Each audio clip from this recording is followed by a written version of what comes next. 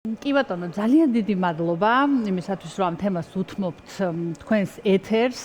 პრინციპში ყველაზე მეტად რაც გვაძლიერებს ეს არის, რომ ჩვენ ერთმანეთის მიმართ ონლაინ მედიები, სატელევიზიო მედია, ნებისმიერი და სხვადასხვა ჯგუფები, პროფესიული ჯგუფები იქნება თუ ინტერესთა ჯგუფები იქნება, არა აქვს მნიშვნელობა, ვართ ერთად სოლიდარულები ერთმანეთის და ერთმანეთს ვეხმარებით რამდენადაც შეგვიძლია და მე მინდა ესე საჯაროდ გითხრათ ძალიან დიდი მადლობა სატელევიზიო მედიებს ამ შემთხვევაში იმისათვის რომ აი ასე კარგად აქტიურად გვაშუქებთ, ასე გვეხმარებით, გვერდში გვიდგახართ და ამიტომ კიდევ ერთხელ დიდი მადლობა თქვენ.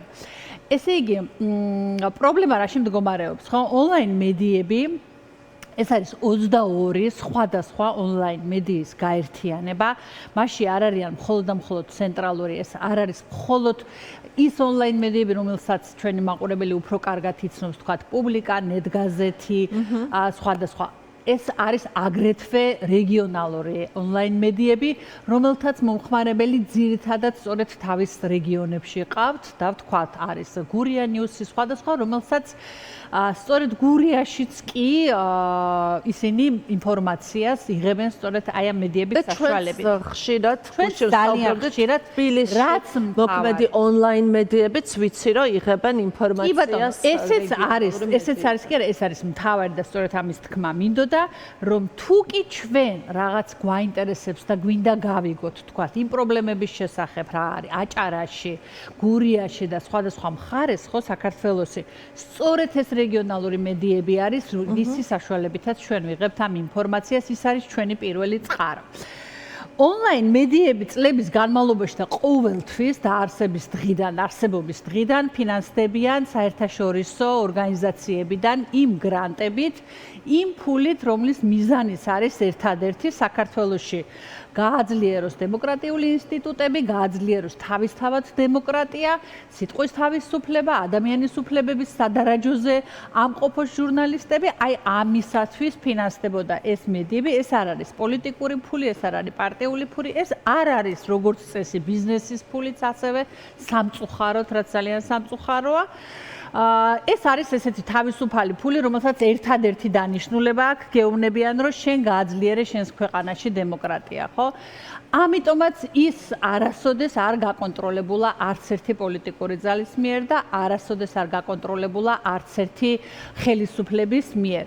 ამიტომაც ქართული ოცნება არის ის პოლიტიკური ძალა, რომელმაც გადაწყვიტა, რომ აი ეს მედიები სწორედ გაანადგუროს მთლიანად და მიიღო ის დრაკონული საშინელი კანონები, რომელიც პირდაპირ ეწინააღმდეგება და ის კი არ უქმნის საფრთხეს ამ ონლაინ მედიებს. უბრალოდ ეუბნება, რომ აი ამ კანონით მე შენ გაგანადგურებ.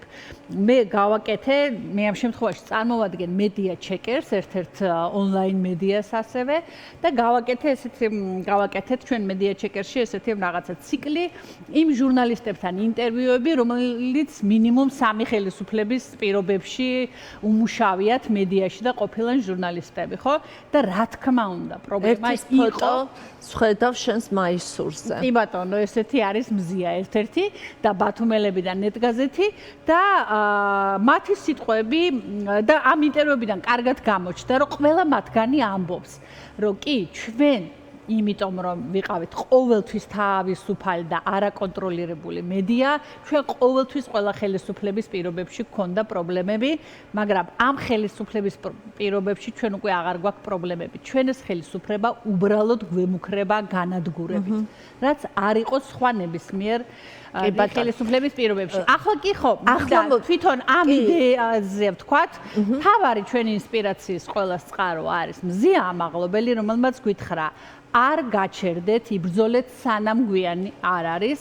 ამიტომაც შეიქმნა ეს გაერთიანება 22 მედია ონლაინ მედიის, რომელმაც დაიწყო ბრძოლა სწორედ სანამ გვიანი არ არის და დაიწყო ბრძოლა საკუთარი არსებობისთვის და თავისუფლებისათვის. ზე ალბათ ახლა გვიყურებს და დარწმუნებული ვარ ძალიან აღფრთოვანებულია ამ იდეით და ეს პრიორიტეტი, ეს უპირატესობა მაქვს ხოლმე, როცა ეთერში ვარ, ვიცი რომ მიყურებს. ვფიქრობ, რომ ხანდახან რომ დავიღლები ეკრანზე გამოჩენით, სულ ვფიქრობ, რომ რაღაცნაირად ეს ეკრანი სწორედ თქვენ ხართ. ჩვენთვის საშუალება იმისათვის, რომ ხმა მივაწვინოთ ჩვენს პოლიტპატიმრებს. პირველ რიგში დღევანდელ კონტექსტში ცხადია, მე მზიას გამოვეხმაურები და ვეტყვი, რომ არ დავნებდებით და არ გავჩერდებით და ვიბრძოლით სანამ გვიანი არ არის და ვიბრძოლებთ იქამდე სანამ ამისი ძალა და საშუალება გვექნება და შემდეგ უკვე ყველა პოლიტპატიმარს ცხადია აქედან ვეტყვი, რომ ყველა ეს მედია საშუალება ამ 22-ში შედის. ნინო დათაშვილი, რომელიც დღეს იყო პლაკატით, რომელიც ჩვენ გვეხმარება ციხიდან, რომელიც არის დატყვევებული და იქიდან გვამხნევებს ჩვენ. ყველას ვეტყვით, რომ ჩვენ ვიბრძოლებთ, არსად წასვლას ჩვენ არ ვაპირებთ, ჩვენ ვიბრძოლებთ ბოლო წუთამდე აქედან მათი თავისუფლებისთვის და ამ ქვეყნის თავისუფლებისთვის.